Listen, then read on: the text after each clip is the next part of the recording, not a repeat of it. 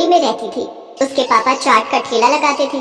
सुमन भी इस काम में अपने पापा का साथ देती थी। पापा ये लो, सारे गोलगप्पे भी तैयार हो गए और पानी भी बना दिया। बस मीठी चटनी आप बना लो, मैंने हरी चटनी बना दी है। सुमन बेटिया, सारा काम तो तूने ही कर दिया। तू तो मेरी आदत खराब कर रही है बेटी। कुछ दिनों में तू ससुराल चली जाएगी तो तेरे बिना काम में बिल्कुल मन नहीं लगेगा।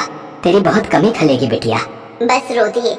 सुमन अब तू ही अपने पापा को संभाल, थोड़ी थोड़ी देर में मन भारी कर लेते हैं। पापा मैं आपको छोड़कर कहीं नहीं जाऊंगी, मुझे ये शादी नहीं करनी। मैं भी आपके और माँ के बिना नहीं रह पाऊंगी। पापा नहीं बेटिया, ऐसे नहीं कहते।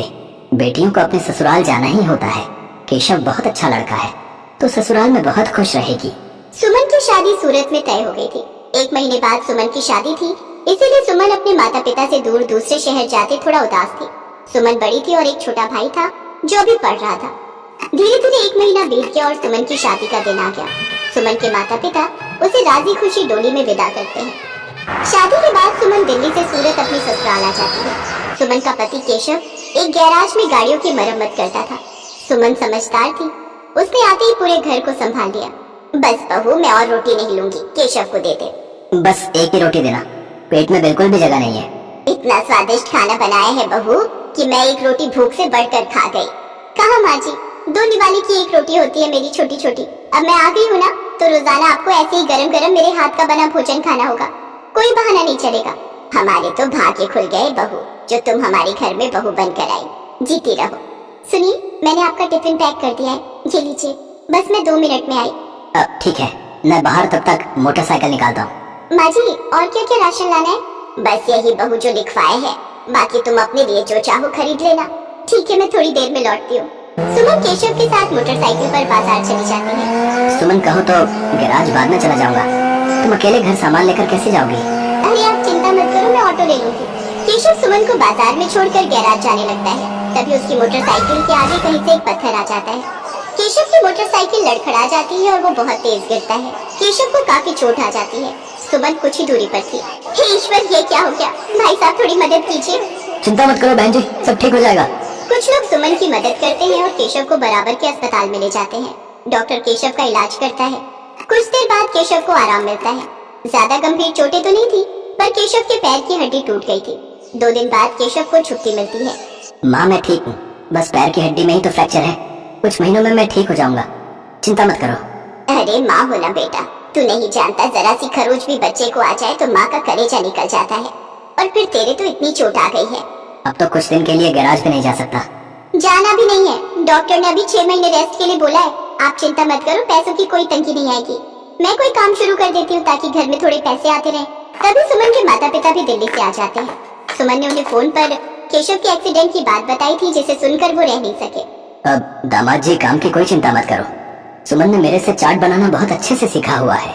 सुमन बेटिया, तो यहाँ सूरत में दिल्ली वाले गोलगप्पे शुरू कर, वो तो बहुत अच्छे बनाती है। कुछ दिन मैं यहाँ रुक जाता हूँ, जब काम सेट हो जाएगा तब मैं वापस चला जाऊंगा। हाँ पापा, ये ठीक रहेगा। दिल्ली वाले गोलगप्पे यहाँ बहुत अच्छे चलेंगे। हमारे इधर आसपास किसी ने भी दिल्ली वाले गोलगप्पे का काम नहीं शुरू किया हुआ। केशव बेटा, आप सारी चिंता छोड़ दो, पापा और मैं कुछ दिन अब यहीं रहेंगे। शुक्रिया माँ, शुक्रिया पापा, आपने मुझे बहुत हिम्मत दी है। ऐसी बहू और ऐसे समधी सचमुच बहुत नसीब वालों को मिलते हैं। सुमन की सास की आंखों में आंसू आते हैं। केशव को भी अपने सास ससुर के आने के बाद बहुत हिम्मत मिल गई थी। सुमन अपने पापा के साथ सूरत में गोलगप्पे का ठेला शुरू करती है, जिसके ऊपर लिखा था दिल्ली वाले गोलगप्पे। गोलगप्पे के दीवाने तो बहुत लोग हैं और सूरत में तो पानी पूरी के सभी दीवाने हैं। ये देखकर सुमन और उसके पापा ने गोलगप्पे का स्टॉल लगा दिया। उनके बने गोलगप्पे बहुत पसंद किए जाने लगे। सुमन बेटिया, मुझे पता है अब तुम काम अकेले संभाल लोगी। अब हमें चलना चाहिए। सूरज भी अपनी बुआ के घर बहुत दिन से रुका हुआ है। वो उन पर बोल रहा था कि हमारे बिना उदास हो रहा है। हाँ पापा, सूरज बहुत दिन अकेला रुक गया और आपको दिल्ली का भी तो काम संभालना है, वो भी बहुत दिनों से बंद पड़ा है। अब तो मैं सब कुछ संभाल लूंगी, आप मेरी चिंता मत करो। सुमन के माता पिता वापस दिल्ली लौट जाते हैं। उन्हें आए हुए भी बहुत समय हो गया था। अब सुमन अकेली रोजाना गोलगप्पे का ठेला लगाने लगी। वो रोजाना सुबह उठकर गोलगप्पे और बाकी का सामान तैयार करती और बाजार निकलती। कुछ भी कहो सुमन दीदी, आपके गोलगप्पे का जवाब नहीं है। हम सारी सहेलियां रोजाना शाम को स्पेशली मार्केट आपके गोलगप्पे खाने के लिए आती हैं। हाँ सुमन दीदी, ये तो सच है, बहुत टेस्टी गोलगप्पे होते हैं आपके। साथ में खट्टा मीठा पानी बहुत बढ़िया बनाती हो आप। बस आप सब ग्राहक तारीफ कर देते हो, मुझे काम करने में और प्रेरणा मिलती है। ये लो, इसी बात पर 2 गोलगप्पे फालतू खाओ। सुमन रोजाना ऐसे ही शाम के समय बाजार में ठेला लगाती थी। धीरे धीरे सुमन के गोलगप्पे पूरे सूरत में फेमस होने लगे। अब तो उसे शादियों और पार्टी के भी ऑर्डर मिलने लगे। इस काम में सुमन की सास भी उसकी मदद करती थी। कहीं भी शादियों और पार्टी के ऑर्डर मिलते तो सुमन अपनी सास के साथ जाती और वहाँ पर अपना स्टॉल लगाती। स्टॉल पर दिल्ली वाले गोलगप्पे लिखा देखकर लोगों की भीड़ सबसे पहले वहीं पर टूटती थी। बहुत अच्छे पैसे कमा लिए सुमन ने। फिर एक दिन सुमन केशव और अपनी सास से बोली, सुनो, अब तो तुम्हारी तबीयत में थोड़ा सुधार हो गया है। मैं सोच रही हूँ तुम गैरेज का काम छोड़ दो, हम गोलगप्पे की एक दुकान खोल लेते हैं। अब तो हमारे पास अच्छे पैसे इकट्ठे हो गए, हम कुछ कारीगर भी रख लेंगे। सुमन, तुमने तो मेरी पूरी जिंदगी बदल दी। कहते हैं एक आदमी की सफलता में एक औरत का हाथ होता है, और तुमने तो मेरा बहुत साथ दिया है। तुम जैसा चाहती हो हम वैसा ही करेंगे। जीते रहो मेरे बच्चों। सुमन की मेहनत से सब कुछ अच्छा होने लगा। केशव और सुमन बाजार में किराए पर एक दुकान ले लेते हैं, जहाँ पर वो अपने साथ साथ कुछ कारीगर भी रखते हैं जो इस काम में उनकी मदद करते थे। कहते हैं परिस्थितियां तो जीवन में आती जाती रहती हैं। परिस्थितियों से डरकर नहीं बल्कि परिस्थितियों का मुकाबला करके ही जीवन को सरल बनाया जा सकता है। जो व्यक्ति संघर्षों से लड़ता है वही ऊंचे मुकाम प्राप्त करता है। जैसा सुमन ने किया, वो परेशानियों से डरी नहीं बल्कि उनसे बचने का रास्ता ढूंढा। मध्य प्रदेश के इंदौर में चांदनी अपने माता पिता के साथ रहती थी। अगले महीने चांदनी की शादी है, इसलिए उसके पिता मनोहर अपने पराठे बेचने के काम पर जी तोड़ मेहनत कर अपनी बेटी की शादी के लिए पाई पाई जोड़ रहे थे। मनोहर ने चांदनी की शादी दिल्ली के विष्णु से तय कर दी थी। देखते ही देखते शादी वाला दिन भी आ जाता है और गरीब माता पिता नम आंखों से अपनी बेटी की विदाई करते हैं। शादी कर चांदनी दिल्ली आ जाती है। शादी की सारी रस्मों के बाद अगले दिन चांदनी अपनी पहली रसोई में हलवा और नाश्ते में मैगी पराठा बनाती है। अरे वाह, हलवा तो अच्छा बना है, लेकिन उससे भी स्वादिष्ट ये पराठा मैगी बनी है। हमने आज तक आलू, मूली, मेथी और प्याज के पराठे तो खाए थे, लेकिन पहली बार हमने ये पराठे में भरी हुई मैगी खाई है। तुमने ये कहाँ से बनाना सीखा? माँ जी, वो क्या है ना, बाबा पराठे बनाकर बेचते थे और जब कभी मेरा मन मैगी खाने का होता तो बाबा पराठे के अंदर ही मैगी भरकर मुझे खाने को देते थे। अच्छा बहू, ये ले, तेरी पहली रसोई में मेरी तरफ से ये चांदी के बिछे। माफ करना, इसके अलावा मेरे पास और कुछ नहीं है। कोई बात नहीं माँ जी, आपने इतने प्यार से दिया है, मेरे लिए यही काफी है। इतने लाजवाब पराठे खाने के बाद तो मजा ही आ गया। अच्छा चांदनी, मैं कपड़े बदल लेता हूँ, क्या तुम तब तक मेरा ऑटो साफ कर दोगी? मुझे देर हो रही है। जी ठीक है, आप तैयार हो जाइए, मैं अभी साफ कर देती हूँ। चांदनी उसका ऑटो साफ कर देती है, फिर विष्णु के लिए टिफिन पैक करके भी ले आती है। इतने में विष्णु तैयार होकर आ जाता है और अपना टिफिन लेकर ऑटो चलाकर ऑटो स्टैंड पर चला जाता है। आइए आइए, करावल नगर, शिव विहार, आनंद विहार, आइए आइए। भाई साहब, आनंद विहार चलोगे क्या है? और भाड़ा कितना लगेगा? जी 100 रुपए। ठीक है, चलो। विष्णु सवारी को ऑटो में बिठाकर उसकी मंजिल तक छोड़ देता है। ऐसे ही वो सारा दिन सवारी ढोने का काम करता और शाम को समय से घर लौट। लेकिन थोड़ी बारिश हो जाने की वजह से दिल्ली की सड़कें बेहद खराब और पानी से भरी थी।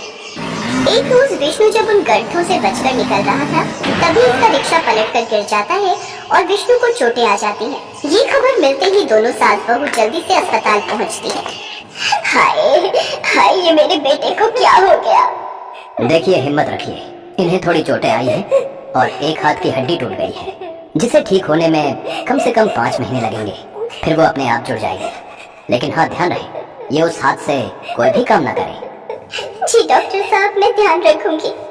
2 दिन बाद डॉक्टर उसे अस्पताल से घर भेज देता है, लेकिन अब घर पर रहने के कारण उनकी आमदनी बंद हो जाती है, जिससे कुछ दिन तक तो बचत से घर खर्च चलना शुरू हो जाता है। लेकिन धीरे धीरे उनकी आमदनी बंद होने लगती है। अब बस भी करो माँ, जब देखो तब रोती रहती हो। अपने बच्चे को इस हालत में देख एक माँ के दिल पर क्या बीतती है, ये बात एक माँ ही जानती है। लेकिन अब तू अगले 6 महीने तक बिल्कुल काम नहीं करेगा, समझा? माँ, फिर घर का खर्च कैसे चलेगा? उसकी चिंता आप मत कीजिए। आप तो जानते ही मेरे हाथ के पराठा मैगी कितने टेस्टी होते हैं, तो क्यों ना मैं मॉडल टाउन में स्टॉल लगाकर मैगी पराठा बनाकर बेचूं? बात तो तेरी सही है बहू, वैसे भी दिल्ली वालों को तो बस खाने का शौक है, और उसमें कुछ अलग तरह का खाना मिल जाए तो सोने पर सुहागा। मुझे लगता है तेरा ये पराठा मैगी स्टॉल काम कर जाएगा। अगले दिन से ही बचत के कुछ पैसों से चांदनी मैगी के ढेर सारे पैकेट ले आती है, साथ ही जरूरत का और सामान भी ले आती है। वो अपने बाबा के साथ अक्सर ठेले पर जाती थी, इसलिए वो अच्छे से जानती थी कि क्या कैसे बेचना है। वो अगले दिन से ही अपना स्टॉल मॉडल टाउन में लगा लेती है। तभी मैगी देखकर उसके पास कुछ यंग लड़के लड़कियां आते हैं। अरे वाह यार, मैगी बहुत दिन हो गए खाए। चलो फ्रेंड्स, आज साथ में मैगी पार्टी करते हैं। हाँ चलो। वो सब उससे मैगी बनाने को कहते हैं। जी माफ कीजिए, लेकिन मैं मैगी नहीं बेचती, यहाँ सिर्फ मैगी पराठा मिलता है। हैं? भला वो क्या होता है? खैर छोड़ो, भूख तो जोरों की लगी है, तुम्हारे पास जो भी है दे दो। वैसे है कितने का ये तुम्हारा पराठा मैगी? जी सिर्फ 25 रुपए का है। ठीक है, फिर 6 लगा दीजिए। चांदनी उन सबको मैगी पराठा बनाकर खिलाती है। वो पराठे के अंदर मैगी भरती है, साथ में उसमें हरा धनिया, मिर्च, नमक भी डालती है, फिर ग्राहकों को खाने को देती है। वो सब जैसे ही उसे अपने मुंह में डालते हैं, उसका स्वाद चख कर वो खुश हो जाते हैं। वाह यार, ये तो बड़ा ही टेस्टी है। मैगी आज तक हमने मटर और वेजिटेबल्स के साथ तो बहुत खाई, लेकिन पराठे में भरकर हमने पहली बार खाई। लेकिन सचमुच क्या स्वाद है यार इसमें। हाँ, अब तो हम हमेशा ये मैगी पराठा ही खाएंगे। कुछ ही दिनों में उसके स्टॉल पर लोगों की भीड़ लगना शुरू हो जाती है और उसके मैगी पराठे की खुशबू से लोग उसकी ओर खींचे चले आते हैं। कुछ ग्राहक उसके वीडियोस बनाकर सोशल मीडिया पर भी डाल देते हैं, जिससे उसकी कमाई और कई गुना बढ़ जाती है। अब तो उसके पास ग्राहकों के साथ साथ जोमेटो और स्विगी से भी ऑर्डर आने लगते हैं और अब वो पूरे देश भर में दिल्ली वाली बहू का मैगी पराठा स्टॉल से फेमस हो जाती है। ऐसे ही 6 महीने बीत जाते हैं और अब विष्णु भी पूरी तरह ठीक हो जाता है। अब वो भी अपनी पत्नी के साथ मिलकर पराठा मैगी बेचता है। इस 1 साल में उनकी किस्मत पूरी तरह बदल जाती है और वो फर्श से अर्श तक आ जाते हैं। अब वो अपनी और भी ब्रांचें खोल लेते हैं, जिससे वो दिन दुगनी रात चौगुनी तरक्की